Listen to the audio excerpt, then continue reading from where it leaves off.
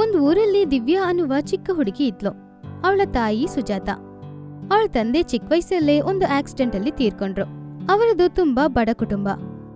ಸುಜಾತ ಅಕ್ಕಪಕ್ಕದ ಮನೆಯಲ್ಲಿ ಮನೆ ಕೆಲ್ಸ ಮಾಡ್ಕೊಂಡು ದಿವ್ಯಾನ ನೋಡ್ಕೊಳ್ತಾ ಇದ್ಲು. ಒಂದಿನ ಸುಜಾತ ಮನೆ ಕೆಲ್ಸಕ್ಕೆ ಹೋಗುವಾಗ, ಅಮ್ಮ ದಿವ್ಯಾ, ನಾನು ಕೆಲ್ಸಕ್ಕೆ ಹೋಗ್ಬರ್ತೀನಿ, ನೀನು ಮನೇಲೇ ಇರು, ಸರಿನಾ? ಸರಿ ಅಮ್ಮ, ನೀನ್ ಹೋಗಿ ಬೇಗ ಬಂದ್ಬಿಡು, ನಾನು ಇಲ್ಲೇ ಆಟಾಡ್ತಾ ಇರ್ತೀನಿ. ಸುಜಾತ ಅಲ್ಲಿಂದ ಕೆಲ್ಸಕ್ಕೆ ಹೋದ್ಲು. ದಿವ್ಯಾ ಮನೆಯಲ್ಲಿ ಕೂತ್ಕೊಂಡು ಆ ಕಡೆ ಈ ಕಡೆ ನೋಡ್ತಾ ಇದ್ಲು. ದಿವ್ಯಾ ಮನೆ ಆಪೋಸಿಟ್ ಅಲ್ಲಿ ಒಂದು ದೊಡ್ಡ ಶ್ರೀಮಂತರ ಮನೆ ಇತ್ತು. ಆ ಮನೆಯಲ್ಲಿ ರಮ್ಯಾ ಅನ್ನುವ ಒಬ್ಳು ಚಿಕ್ಕ ಹುಡುಗಿ ಇದ್ಲು. ಅವತ್ತು ರಮ್ಯಾ ಸುಮಾರು ತರದ ಗೊಂಬೆಗಳನ್ನ ಇಟ್ಕೊಂಡು ಆಡ್ತಾ ಇರೋದನ್ನು ದಿವ್ಯಾ ನೋಡಿದ್ಲು.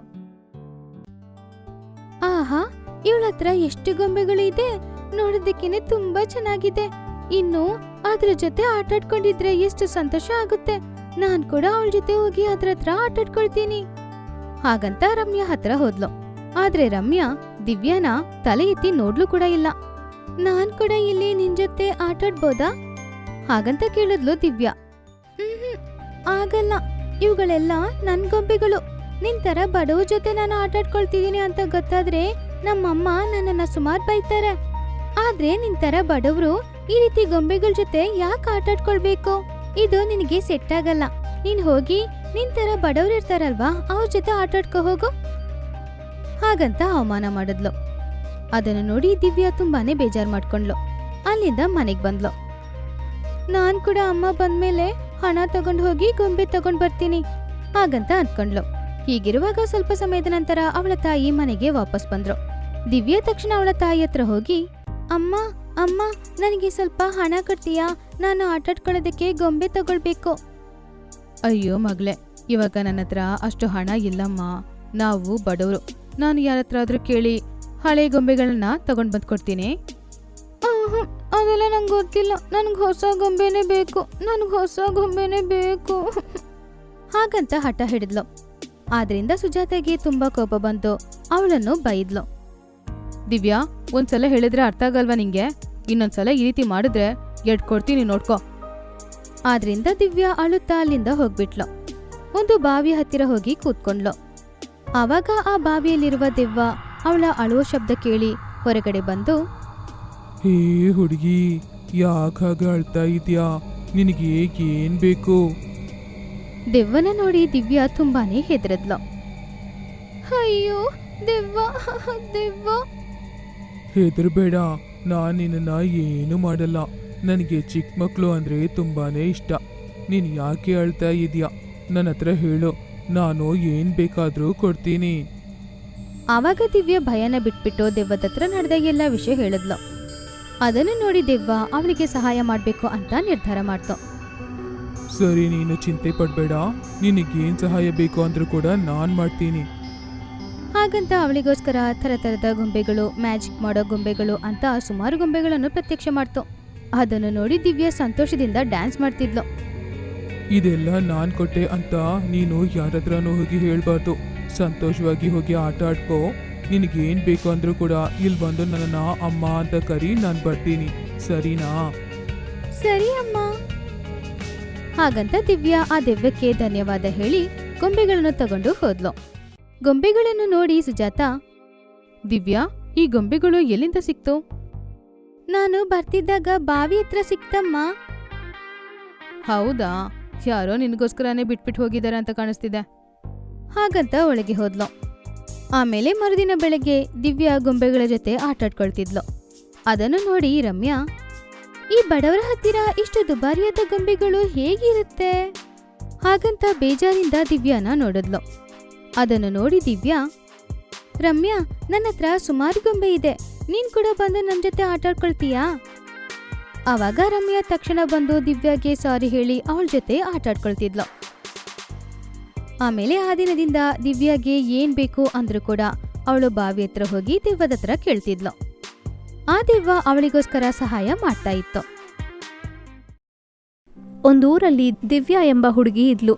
ದಿವ್ಯಾ ಅವರ ಅಪ್ಪ ಚಿಕ್ಕ ವಯಸ್ಸಲ್ಲೇ ಸತ್ತು ಹೋದ್ರು. ಅವ್ರ ತಾಯಿ ಕಮಲ ತರಕಾರಿ ಮಾರ್ಕೊಳ್ತಾ ಆಕೆನ ನೋಡ್ಕೊಳ್ತಾ ಇದ್ಲು.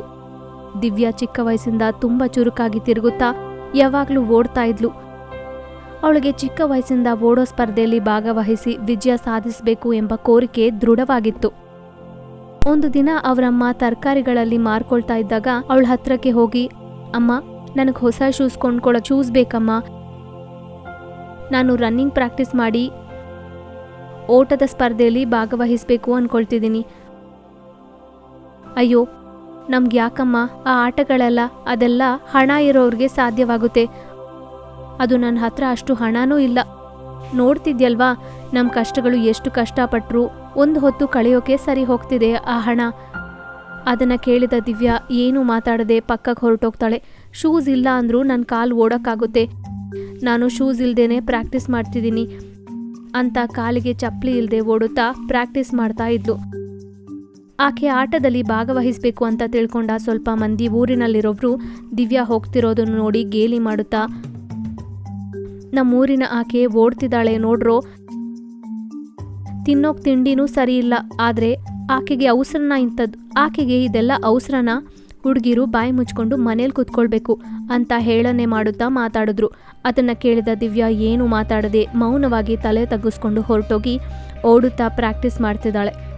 ಕಾಲಿಗೆ ಶೂಸ್ ಇಲ್ಲದೇ ಇದ್ದಾಗ ನೆಲದ ಮೇಲೆ ಇರೋ ಕಲ್ಲು ಚುಚ್ಕೊಂಡು ಕಾಲಿಗೆ ತುಂಬ ಗಾಯ ಆಯಿತು. ಅದರಿಂದ ಪ್ರಾಕ್ಟೀಸ್ ನಿಲ್ಲಿಸಿ ಮೆಲ್ಲಗೆ ನಡ್ಕೊಂಡು ಮನೆಗೆ ಹೋದ್ಲು. ಕಾಲಿಗೆ ಗಾಯದಿಂದ ಬಂದ ದಿವ್ಯಾನ ನೋಡಿದ ಕಮಲ, ಏನಮ್ಮ ಇಷ್ಟು ಗಾಯ ಯಾಕೆ ತಗುಲ್ತು? ರನ್ನಿಂಗ್ ಪ್ರಾಕ್ಟೀಸ್ ಮಾಡ್ತಿದ್ರೆ ಕಾಲಿಗೆ ಶೂಸ್ ಇಲ್ದಿರೋದ್ರಿಂದ ಕಾಲಿಗೆ ಗಾಯ ಆಯಿತು ಅಷ್ಟೇ. ಅದರಿಂದ ಕಮಲಾಗೆ ಕೋಪ ಬಂತು. ದಿವ್ಯಾ, ಈ ಥರ ನೀನು ಹೀಗೆ ಆಟಗಳಲ್ಲಿ ಭಾಗವಹಿಸ್ತೀನಿ ಅಂತ ಹೇಳಿ ಓಡೋದನ್ನ ನಿಲ್ಲಿಸ್ಬಿಟ್ಟು ನನ್ನೊಂದಿಗೆ ಬಂದು ಸಹಾಯ ಮಾಡು. ನನಗೆ ಅಮ್ಮ ಅಂತವರು ಆಟಗಳಲ್ಲಿ ಭಾಗವಹಿಸೋದು ತಪ್ಪ ಹೇಳು? ದಿವ್ಯಾ, ನನಗೆ ಎದುರುತ್ತರ ಕೊಡದೇ ಇದ್ರೆ ಸರಿ ಇರತ್ತೆ. ಇಷ್ಟು ದಿನ ಹೋಗ್ಲಿ ಬಿಡು ಅಂತ ಸುಮ್ಮನಿದ್ದೆ. ಹುಡುಗಿರು ಹೀಗೆ ಹೊರಗಡೆ ತಿರುಗ್ತಿದ್ರೆ ನೋಡೋವ್ರು ಏನು ಅನ್ಕೊಳ್ತಾರೆ? ಅದರಿಂದ ನಿನ್ನ ನಿರ್ಣಯ ಬದಲಾಯಿಸ್ಕೊಂಡ್ರೆ ಒಳ್ಳೆಯದು ಅಂತ ನನ್ನ ಉದ್ದೇಶ. ಆದ್ದರಿಂದ ದಿವ್ಯಾ ಕಮಲಾಗೆ ಎದುರುತ್ತರ ಕೊಡದೆ ಸುಮ್ಮನಾಗ್ಬಿಟ್ಲು. ಮರುದಿನ ದಿವ್ಯಾನ ಎಲ್ಲಿಗೂ ಹೋಗೋಕ್ಬಿಡದೆ ಕಮಲ ಅವಳೊಂದಿಗೆ ತರಕಾರಿ ಮಾರ್ಕೆಟ್ಗೆ ಕರ್ಕೊಂಡು ಹೋದ್ಲು. ಅವ್ರಿಗೆ ಏನೋ ಒಂದು ಕೆಲಸ ಹೇಳುತ್ತಾ ಆ ಕಡೆ ಈ ಕಡೆ ತಿರುಗಿಸ್ತಾ ಇದ್ಲು. ಆಗ ದಿವ್ಯಾ ಹೀಗೆ ಅನ್ಕೊಳ್ತಾಳೆ, ಅಮ್ಮ ನನ್ನ ರನ್ನಿಂಗ್ ಪ್ರಾಕ್ಟೀಸ್ ಮಾಡಿಸದೆ ಹೀಗೆ ಕರ್ಕೊಂಡು ಬಂದು ಕೆಲಸ ಮಾಡಿಸ್ತಿದ್ದಾಳೆ. ಹೇಗಾದರೂ ಸರಿ, ಪ್ರಾಕ್ಟೀಸ್ ಮಾತ್ರ ನಿಲ್ಲಲ್ಲ. ಹಾಗೆ ಆ ದಿನ ತರಕಾರಿಗಳು ಮಾರಿ ರಾತ್ರಿಗೆ ಮನೆಗೆ ಬಂದ್ರು. ಆ ದಿನ ಪ್ರಾಕ್ಟೀಸ್ ಇಲ್ಲದೆ ಇದ್ದಾಗ ದಿವ್ಯಾಗೆ ಏನೋ ಕಳ್ಕೊಂಡ ಹಾಗೆ ಅನ್ನಿಸ್ತು. ಸ್ವಲ್ಪನೂ ನಿದ್ದೆ ಬರಲಿಲ್ಲ. ಪಕ್ಕದಲ್ಲಿ ನೋಡಿದ್ರೆ ಅಮ್ಮ ಹಾಯಾಗಿ ನಿದ್ದೆ ಮಾಡ್ತಿದ್ದಾಳೆ.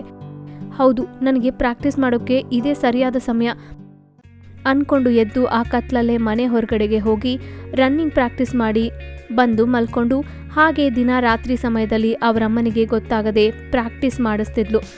ಹಾಗೆ ದಿನಗಳು ಕಳೀತಿದ್ವು. ಸ್ವಲ್ಪ ದಿನಗಳ ನಂತರ ರಾಷ್ಟ್ರಸ್ಥಾನದಲ್ಲಿ ಕ್ರೀಡೆಗಳು ನಡೀತಿದೆ ಗೊತ್ತಾಗಿ ಅವರಮ್ಮನಿಗೆ ಹೇಳ್ದೆ. ಆ ಸ್ಪರ್ಧೆಯಲ್ಲಿ ಅಪ್ಲೈ ಮಾಡಿದ್ಲು. ಆಕೆ ಭಾಗವಹಿಸೋ ದಿನ ಹತ್ರಕ್ಕೆ ಬಂತು. ಈಗ ನಾನು ಹೋಗಿ ಆ ಸ್ಪರ್ಧೆಯಲ್ಲಿ ಭಾಗವಹಿಸ್ತೀನಿ ಅಂದರೆ ಅಮ್ಮ ಖಂಡಿತವಾಗ್ಲೂ ಒಪ್ಕೊಳ್ಳಲ್ಲ. ಯಾವುದು ಏನಾದರೂ ಸರಿ, ನಾನು ಹೋಗಿ ಆ ಸ್ಪರ್ಧೆಯಲ್ಲಿ ಗೆದ್ದೆ ಮನೆಗೆ ಬರ್ತೀನಿ ಅಂತ ನಿರ್ಣಯ ತಗೊಂಡ್ರು. 2 ದಿನಗಳ ನಂತರ ಬೆಳಿಗ್ಗೆ ಕಮಲ ಎದ್ದ ತಕ್ಷಣನೇ ಅವಳು ಇಷ್ಟು ದಿನ ಕೂಡಿಟ್ಟ ಹಣ ತಗೊಂಡು ಹೋಗೋಕೆ ಸಿದ್ಧವಾದ್ಲು. ಅಮ್ಮ, ನನಗೆ ಕ್ಷಮಿಸು, ನಿನಗೆ ಹೇಳ್ದೆ ಹೋಗ್ತಿರೋದಕ್ಕೆ ಅಂತ ಮನೆಯಿಂದ ಹೊರಟೋದ್ಲು. ಬೆಳಿಗ್ಗೆನೆ ಎದ್ದು ನೋಡಿದ್ರೆ ದಿವ್ಯಾ ಕಾಣಿಸದೇ ಇದ್ದಾಗ ಕಮಲ ಗಾಬರಿಯಾಗಿ ಯಾವ ಕಡೆ ಹೋದ್ಲು ಅಂತ ಹುಡುಕ್ತಾ ಇದ್ಲು. ಕ್ರೀಡೆ ನಡೀತಿರೋ ಕಡೆಗೆ ಸೇರ್ಕೊಂಡ್ಲು. ಸ್ವಲ್ಪ ಹೊತ್ತಿಗೆ ಓಟದ ಸ್ಪರ್ಧೆ ಶುರುವಾಯಿತು. ದಿವ್ಯಾ ಕಾಲಿಗೆ ಚಪ್ಪಲಿ ಇಲ್ಲದೆ ತುಂಬ ವೇಗವಾಗಿ ಓಡುತ್ತಾ ಮುಂದಕ್ಕೆ ಹೋಗ್ತಾ ಇದ್ಲು. ಆದ್ರಿಂದ ಎಲ್ಲರ ಕಣ್ಣು ದಿವ್ಯಾ ಕಡೆ ಆಸಕ್ತಿಯಾಗಿ ನೋಡ್ತಿದೆ. ಹಾಗೆ ಆಕೆ ಓಡ್ತಿದ್ದಾಗ ಆ ಪಕ್ಕದಲ್ಲಿರೋ ಹುಡುಗಿ ಕಾಲ್ ತಗಲಿ ಕೆಳಗೆ ಬಿದ್ದೋದ್ಲು ದಿವ್ಯಾ. ಆದ್ರಿಂದ ದಿವ್ಯಾ ಸೋತ್ ಹೋಗ್ತಾಳೆ ಅನ್ಕೊಂಡ್ರು ಎಲ್ರು. ಆದ್ರೆ ದಿವ್ಯಾ ಎದ್ದು ಮತ್ತೆ ಓಡಿದ್ಲು. ಎಲ್ಲರಿಗಿಂತ ಮೊದಲೇ ಹೋಗಿ ವಿಜಯ ಸಾಧಿಸಿದ್ಲು. ಆದ್ರಿಂದ ದಿವ್ಯಾಗೆ ಎಲ್ರೂ ಜೈಕರ ಹಾಕಿದ್ರು. ನಂತರ ಆಕೆಗೆ ಪದಕ ಕೊಟ್ಟು ಬರ್ತಿರೋ ದೇಶಸ್ಥಾಯಿ ಸ್ಪರ್ಧೆಯಲ್ಲಿ ಸೆಲೆಕ್ಟ್ ಆದ ಹಾಗೆ ಪ್ರಕಟಿಸಿದ್ರು. ಆಕೆಯ ಹೆಸರು ರಾಷ್ಟ್ರ ಎಲ್ಲ ಕೇಳಿಸ್ತಿತ್ತು. ಆ ವಿಜಯ ಪಥದೊಂದಿಗೆ ಊರಿಗೆ ಹೆಜ್ಜೆ ಹಾಕಿದ ತಕ್ಷಣನೇ ಆಕೆನ ಅವಮಾನ ಮಾಡಿದವರು ನಾಚಿಕೆಯಿಂದ ತಲೆ ತಗ್ಗಿಸ್ಕೊಂಡ್ರು. ಅದನ್ನು ತಿಳ್ಕೊಂಡ ಕಮಲ ಸಂತೋಷವಾಗಿ ಅವರಿಗೆ ಎದುರಿಗೆ ಬಂದು, ದಿವ್ಯಾ, ಊರಲ್ಲಿ ನಿನ್ನ ಎಲ್ಲರೂ ಹೊಗಳ್ತಿದ್ದಾರೆ. ನನಗೆ ತುಂಬ ಸಂತೋಷವಾಗಿದೆಯಮ್ಮ. ನಿನ್ನ ಕಡಿಮೆಯಾಗಿ ಎಣಿಸಿದೆ. ನನಗೂ ಕಷ್ಟವಾಗಿದೆ ಅಮ್ಮ. ಈಗ ಅದು ಎಲ್ಲ ಯಾಕೆ ಹೇಳು ಅಂದಾಗ ಊರಿನಲ್ಲಿ ಎಲ್ಲರೂ ಸುತ್ತ ಸೇರಿ ಅವಳಿಗೆ ಅಭಿನಂದನೆಗಳು ಹೇಳಿ ಊರಿನಲ್ಲಿರೋ ಮಕ್ಕಳುಗಳನ್ನು ಸಹ ಹಾಗೆ ತಯಾರು ಮಾಡೋಕೆ ಹೇಳಿದ್ರು. ಆಗ ದಿವ್ಯಾ ಅವಳ ಥರನೇ ಆಸಕ್ತಿ ಇರೋರ್ನ ಮೇಲಕ್ಕೆ ತರಬೇಕು ಅಂತ ಯೋಚಿಸಿದ್ಲು.